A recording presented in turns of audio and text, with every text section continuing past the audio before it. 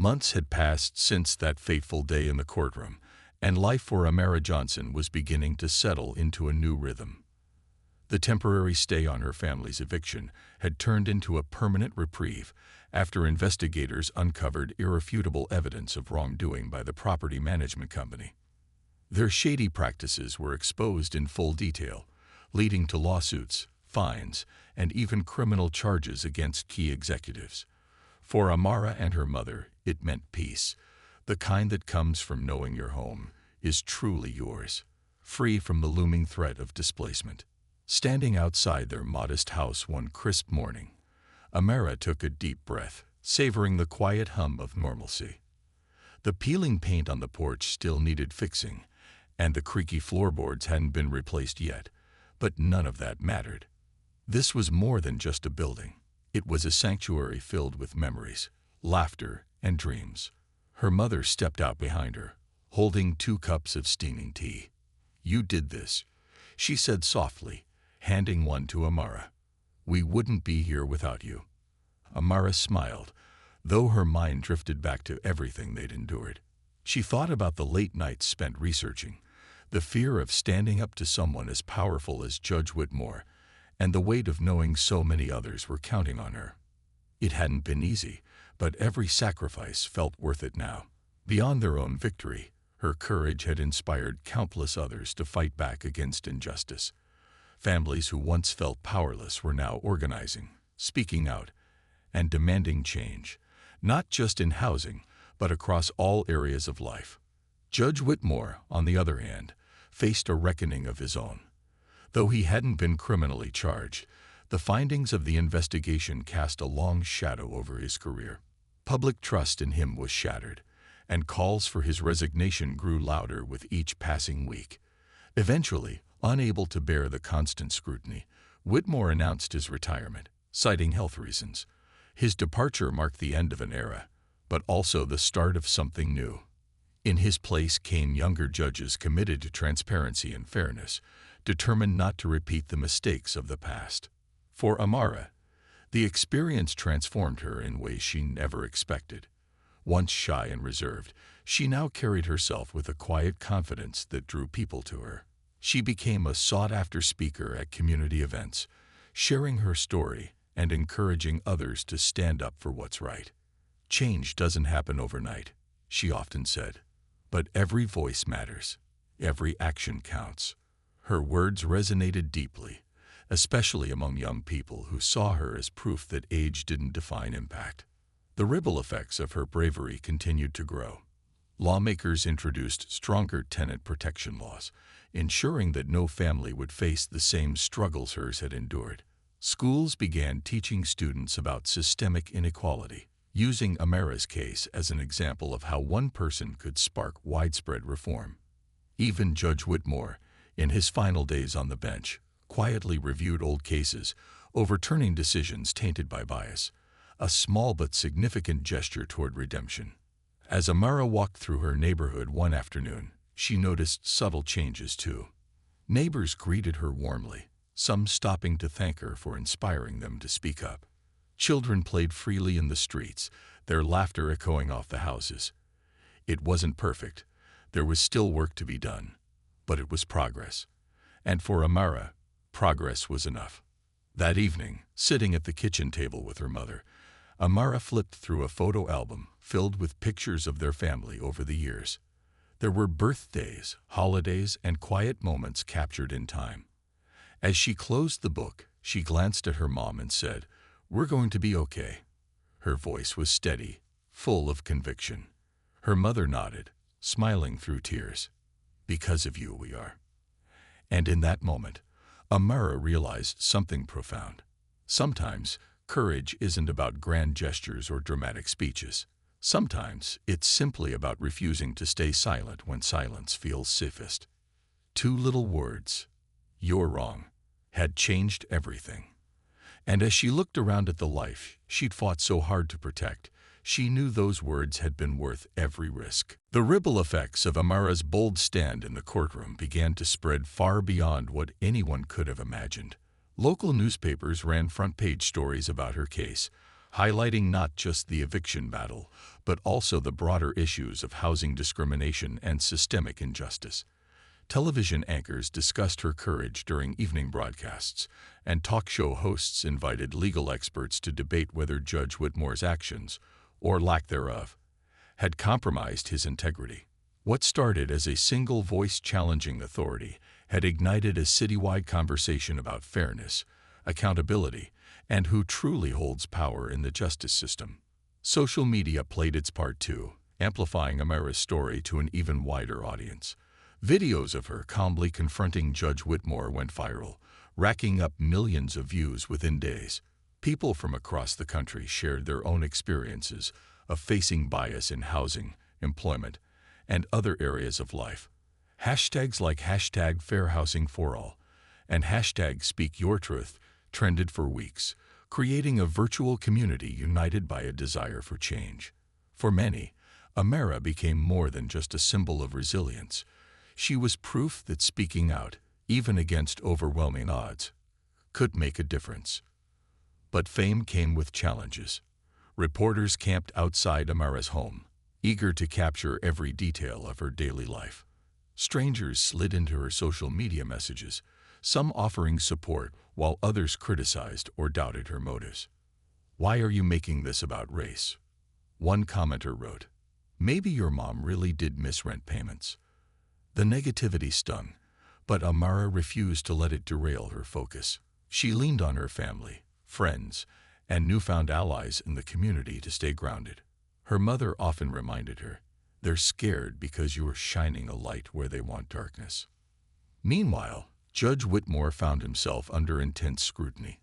Calls for his resignation flooded local government offices, with petitions circulating online demanding accountability.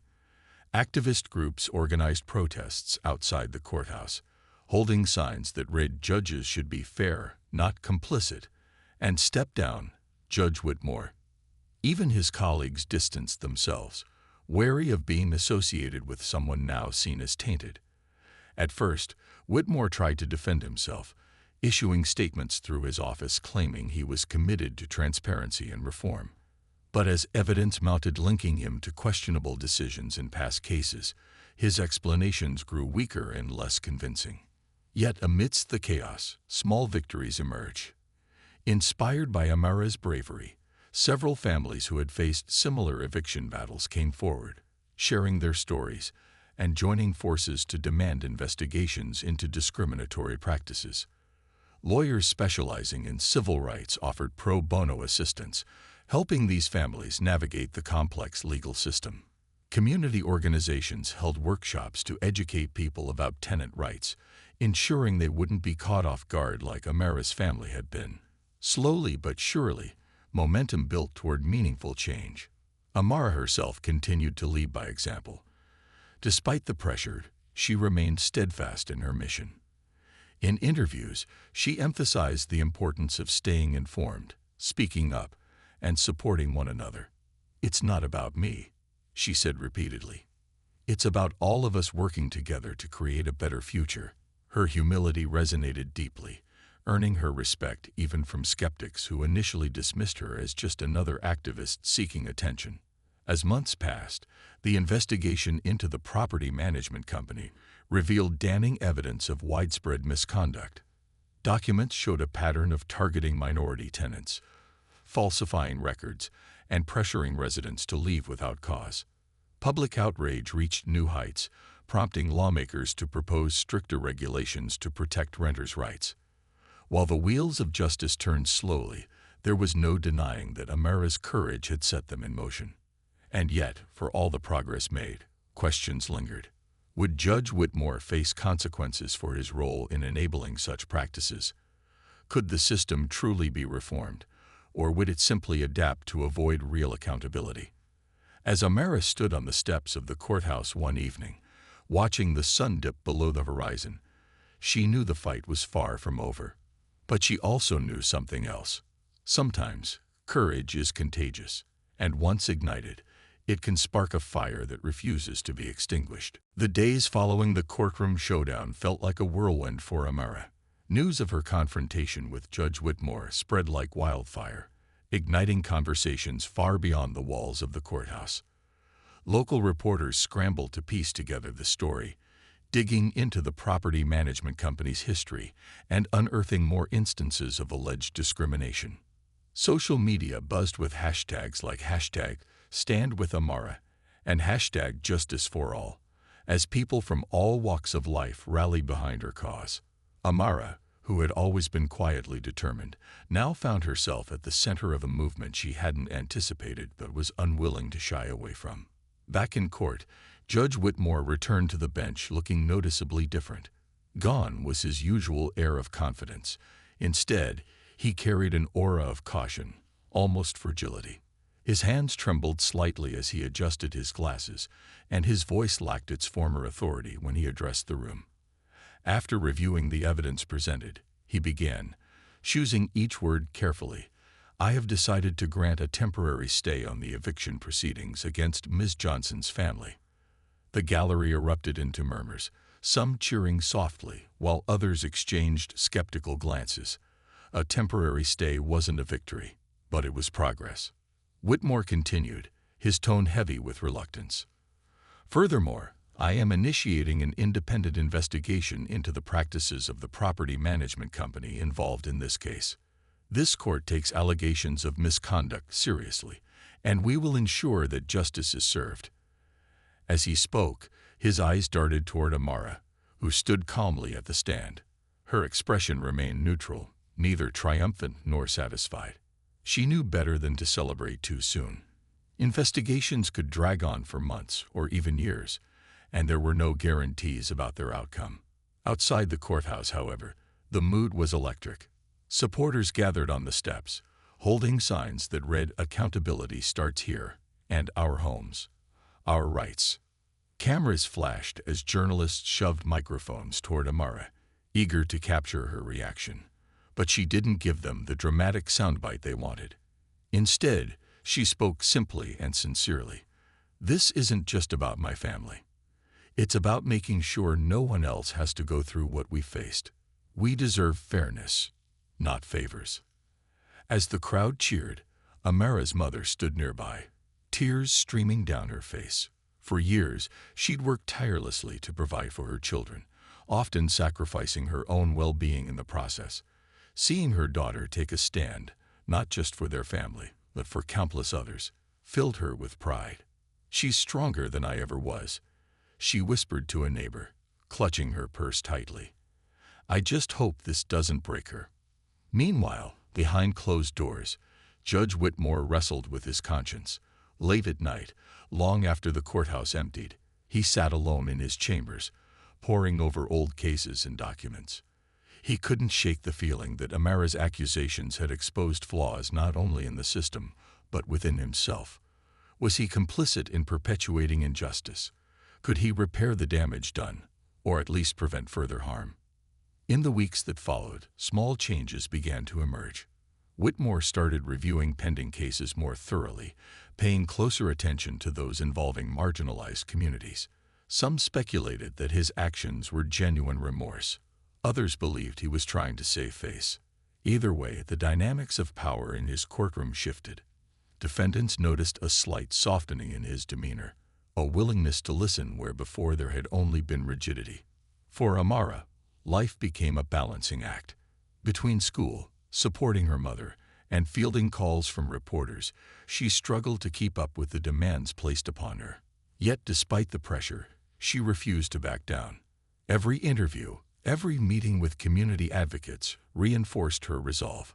She realized that her voice carried weight, not because she sought fame, but because she represented something bigger than herself, the courage to challenge systems designed to silence people like her. And so, while the fight was far from over, one thing was clear. Amara Johnson had sparked a ripple effect. Whether it would grow into a wave of lasting change remained to be seen. But for now, hope burned brighter than ever. The courtroom felt like it was holding its breath. Every eye was fixed on Judge Harold Whitmore, waiting to see how he would respond to Amara's revelations. For a man who prided himself on control and composure, this moment was unlike anything he'd faced before. His usual stern demeanor faltered as he stared at the documents laid out before him, their implications sinking in deeper with each passing second. The murmurs in the gallery grew louder, almost overwhelming, until finally the bailiff raised his voice. "Order. Please remain silent." Whitmore slammed his gavel down once, twice, but even that familiar sound lacked its usual authority. He cleared his throat, gripping the edges of his bench as if trying to steady himself. "Miss Johnson," he began, his voice quieter than usual, "you have presented troubling allegations." His words hung in the air, hesitant and measured, as though he were choosing them carefully to avoid further missteps. However, accusations such as these require thorough examination. For a brief moment, it seemed like he might call for a recess or dismiss the case altogether. Standard tactics to buy time and regain control. But then something unexpected happened. Instead of retreating behind procedure, Whitmore did the unthinkable. He paused the proceedings entirely. "Court is adjourned temporarily," he announced, his tone heavy but resolute. "I will review the evidence presented and determine the next steps." A ripple of shock spread through the room. Lawyers exchanged bewildered glances, reporters scribbled furiously in their notebooks, and members of the public whispered among themselves. Never in recent memory had Judge Whitmore shown such vulnerability or flexibility. It was as if Amara's words had struck a nerve so deep that he couldn't ignore it, no matter how hard he tried. As the crowd began to file out, Amara remained standing at the stand, her hands resting lightly on the wooden railing. She didn't celebrate or gloat. Instead, she exhaled deeply, her shoulders relaxing slightly for the first time since she entered the courtroom. She knew this wasn't victory yet. It was only the beginning, but she also knew she'd done something remarkable. By speaking truth to power, she had forced one of the most unyielding figures in the legal system to confront his own accountability. Back in his chambers, Whitmore sat alone, staring at the documents Amara had submitted. The letter bearing his signature mocked him from the desk, a relic of decisions made long ago that now threatened to unravel everything he'd built. He thought about the property management company, their polished representatives, their promises of community improvement, and realized how blind he'd been to their true motives. Had he unknowingly enabled discrimination? Or worse, had he turned a blind eye because it benefited him? His mind raced with questions, guilt gnawing at him like a relentless tide. Yet there was another feeling too. Fear. Fear of what might happen if these allegations became public knowledge. Would his career survive? Could he salvage his reputation? And then came a quieter, more unsettling thought. One he hadn't allowed himself to consider in years. What if Amara was right? What if the system he'd sworn to uphold was broken? Meanwhile, outside the courthouse, whispers of what had transpired inside spread quickly. Reporters gathered near the steps, eager to interview anyone leaving the building. Neighbors and supporters surrounded Amara, congratulating her for her courage. One elderly woman clasped her hands and said, "You spoke for all of us today, child. Don't ever stop fighting." Amara smiled faintly, though her expression remained serious. She knew the battle wasn't over. While Judge Whitmore's temporary stay on the eviction gave her family some relief, the larger fight for justice was far from won. Still, as she looked around at the faces of those who believed in her, she felt a spark of hope, a reminder that sometimes change begins with two simple words. You're wrong. Amara's voice filled the courtroom as she began laying out her case, each word deliberate and loaded with purpose. She didn't rush. Instead, she spoke slowly, ensuring that every sentence landed like a carefully placed stone in a still pond. "Your Honor," she started, her tone respectful but firm, "this isn't just about an eviction notice. It's about targeting my family because of who we are." The room grew quieter than ever, the kind of silence where even the faintest shuffle of papers felt deafening. She explained how the property management company had accused her mother of failing to pay rent on time, a claim Amara knew was false. Her mother worked 2 jobs, often late into the night, to ensure their payments were always made. They had receipts, bank statements, and even emails confirming the transfers. But none of that mattered to the company. What did matter, Amara revealed, was that her family was one of the few black households in a predominantly white neighborhood. "They've been trying to push us out for months," she said, her voice steady despite the weight of her words. "And when they couldn't find a valid reason, they created one." The murmurs in the gallery grew louder, forcing the bailiff to remind everyone to remain silent. Judge Whitmore shifted uncomfortably in his seat, his eyes fixed on Amara, as if searching for cracks in her composure. But there were none. She continued, pulling out another document from her folder. This time, it wasn't a receipt or a bank statement. It was something far more explosive. "This letter," Amara said, holding it up so the judge could see, "was written by you, Your Honor. 5 years ago, during a corruption investigation involving the same property management company." The room seemed to freeze again, the air thick with tension. Even the lawyers seated nearby exchanged uneasy glances. Amara placed the letter on the stand and pushed it toward the judge. "It endorses their practices and praises their contributions to the community. At the time, no one questioned your involvement. But now, it raises serious questions about why my family is being singled out." Whitmore stared at the letter as if seeing it for the first time. His face turned a shade paler, beads of sweat forming along his hairline. He cleared his throat, attempting to regain control. "Miss Johnson," he said, his voice strained, "documents can be taken out of context. You're making accusations without evidence." "I'm not finished," Amara interrupted, her voice rising slightly but never losing its calm edge. She reached into her folder once more and pulled out a stack of printed emails. "These are communications between the property management company and city officials. They show a pattern of discriminatory behavior against families like mine, families of color. And guess what? Your name appears in several of these exchanges." The room erupted into whispers again, this time louder and more urgent. People leaned forward in their seats, craning their necks to get a better look at the documents. Some scribbled notes furiously, while others simply sat in stunned silence. Judge Whitmore's hands trembled slightly as he adjusted his glasses, trying to maintain an appearance of authority. But the cracks were showing. For the first time in his career, he looked vulnerable, exposed. Amara pressed on, her voice unwavering. "I'm not here to accuse anyone lightly, Your Honor. I'm here because I want justice, for my family and for everyone else who has been treated unfairly. If we let this slide, it sends a message that some people are above accountability. Is that the kind of system you want to uphold?" Her question hung in the air, unanswered. Whitmore stared at her, his mouth opening and closing as if searching for the right words. But there were none. Not yet, anyway. The courtroom buzzed with energy, a mix of disbelief, admiration, and unease. Amara had laid her cards on the table, and now all eyes were on the judge. Whatever happened next would define not only this case, but also the legacy of the man sitting behind the bench. The courtroom, just moments ago a space of routine order, now crackled with tension. All eyes were on Amara as she stood at the stand, her voice cutting through the heavy silence like a sharp whistle. "Your Honor," she repeated, her tone calm but commanding. Judge Whitmore's lips parted slightly, his hand instinctively reaching for his gavel, ready to restore control.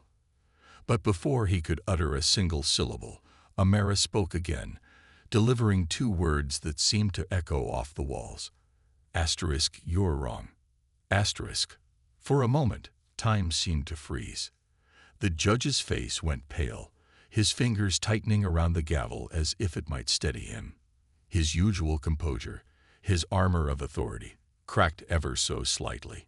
Gasps rippled through the gallery behind her, followed by murmurs of disbelief. No one dared interrupt Judge Whitmore, let alone accuse him of being incorrect.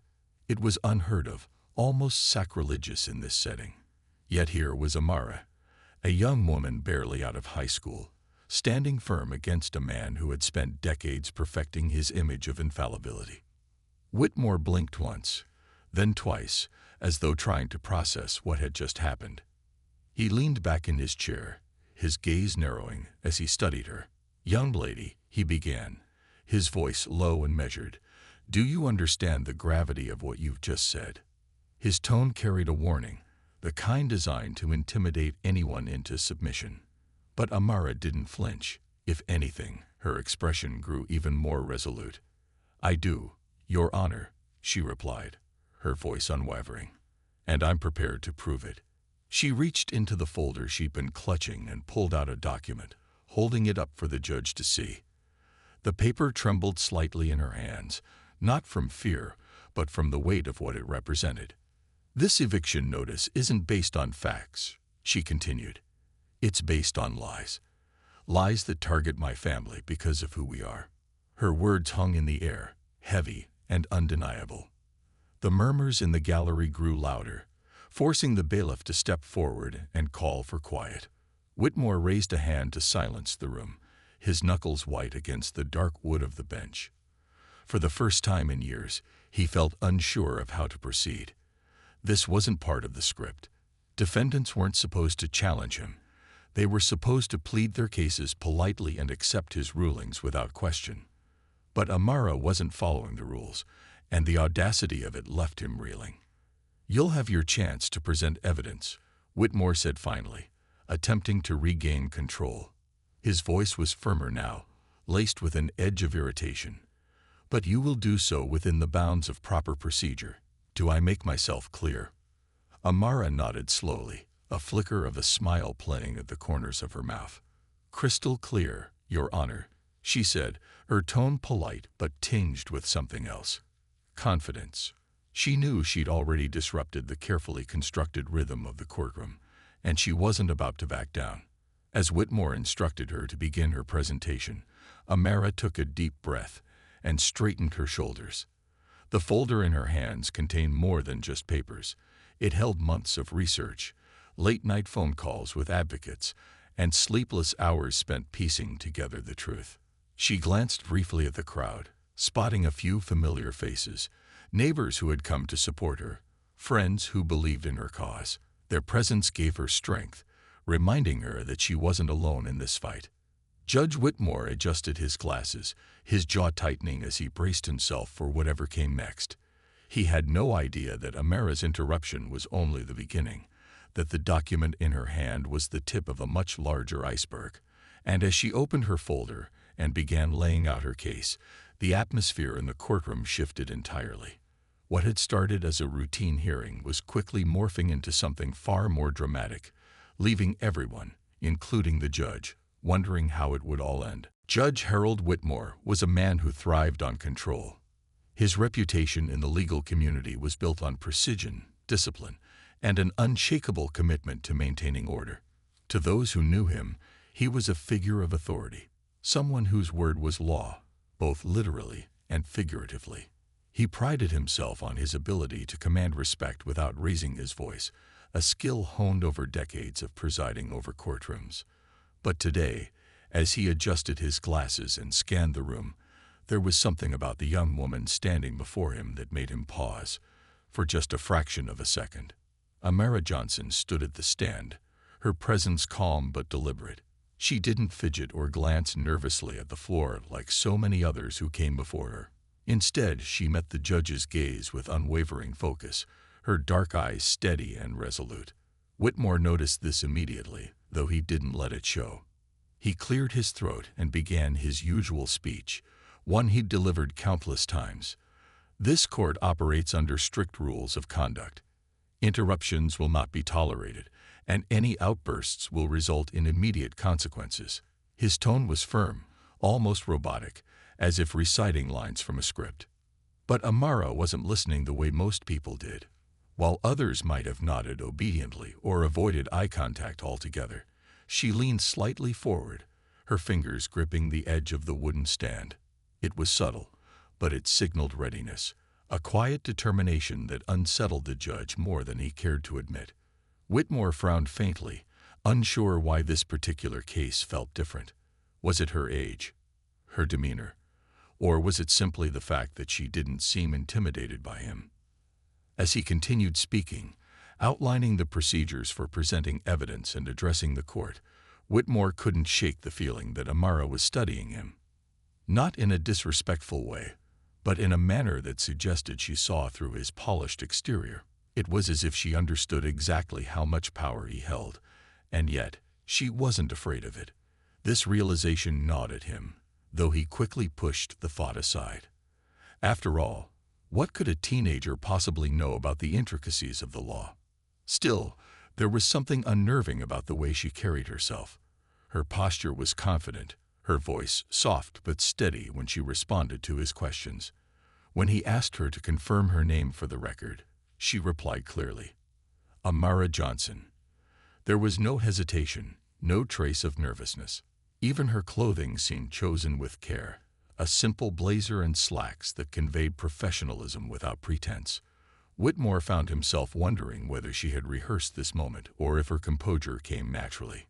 The judge tried to dismiss these thoughts as irrelevant. He reminded himself that emotion had no place in his courtroom. Facts, evidence, and procedure, that was all that mattered. Yet, deep down, he sensed that this case wouldn't follow the predictable path he was accustomed to. Something told him that Amara wasn't here to play by his rules. And then, just as he finished explaining the importance of adhering to protocol, she interrupted him. It happened so suddenly that even the bailiff looked startled. In a room where silence was sacred, Amara's voice cut through the air like a blade. "Your Honor," she said, her tone respectful but firm. The judge froze mid-sentence, his mouth still open as if caught off guard. For a moment, the entire courtroom seemed to hold its breath, waiting to see what would happen next. Whitmore stared at her, his expression hardening as he prepared to reprimand her for speaking out of turn. But before he could utter a single word, Amara spoke again. And this time, she said something that stopped him cold. The courtroom was alive with the hum of anticipation, a place where lives hung in the balance and justice, or at least its semblance, was served. Sunlight filtered through tall windows, casting long shadows across rows of wooden benches filled with anxious faces. Lawyers shuffled papers, their polished shoes clicking against the tiled floor. The air smelled faintly of old wood and fresh ink, a strange mix that seemed fitting for such a solemn space. At the front sat Judge Harold Whitmore, a man whose stern expression rarely wavered. His gavel rested on the desk before him, a silent but powerful reminder of his authority. Among the crowd waiting for their turn was Amara Johnson, a young woman who looked out of place amidst the suits and briefcases. Dressed in a navy blue blazer paired with black slacks, she carried herself with quiet confidence despite the nerves bubbling inside her. Her dark hair was pulled back into a neat ponytail, and her eyes darted around the room as if memorizing every detail. In her arms, she clutched a folder stuffed with documents, papers that represented her family's last hope. Today wasn't just another court hearing. It was a fight for survival. Amara's mother worked tirelessly to provide for their small household, juggling 2 jobs while managing health issues. Their home wasn't luxurious. It was modest, with peeling paint and creaky floors. But it was theirs. It held memories of laughter, struggles overcome, and dreams whispered late at night. Now, an eviction notice threatened to take it all away. The property management company claimed they hadn't paid rent on time, but Amara knew better. Something didn't add up, and she was determined to prove it. As the minutes ticked by, the atmosphere grew heavier. Each case called forward felt like a step closer to her moment of truth. The judge's voice boomed across the room as he addressed each matter with practiced efficiency, his tone leaving no room for argument. People spoke when spoken to, nodded when instructed, and left when dismissed. Order reigned supreme, enforced by the sharp crack of the gavel whenever someone dared disrupt the flow. To most observers, this was simply how things worked. But Amara had spent weeks preparing for this day. She pored over legal documents, sought advice from community advocates, and even stayed up nights researching similar cases online. This wasn't going to be a typical hearing. not if she had anything to say about it. When her name was finally called, Amara rose slowly, her heart pounding like a drum. Every eye turned toward her as she walked to the stand, her heels clicking softly against the floor. She could feel the weight of expectation pressing down on her shoulders. But there was something else too, a spark of defiance. She glanced at the judge, noting the way his glasses perched neatly on his nose and how his hands rested confidently on the bench. He exuded authority, the kind that demanded respect without question. But Amara wasn't here to bow to authority. She was here to challenge it. Her mind raced as she took her seat, recalling every word of preparation she'd done. She thought about her mother sitting at home, praying for good news. She thought about the sacrifices they'd made and the battles they'd fought. And then she thought about those two words, the ones she'd rehearsed over and over again. They were simple, yet loaded with meaning. As Judge Whitmore began speaking, his voice steady and commanding, Amara tightened her grip on the folder. She wasn't just fighting for her family anymore. She was fighting for everyone who had ever been silenced, overlooked, or pushed aside. Little did the judge know, his world was about to change in ways he couldn't imagine.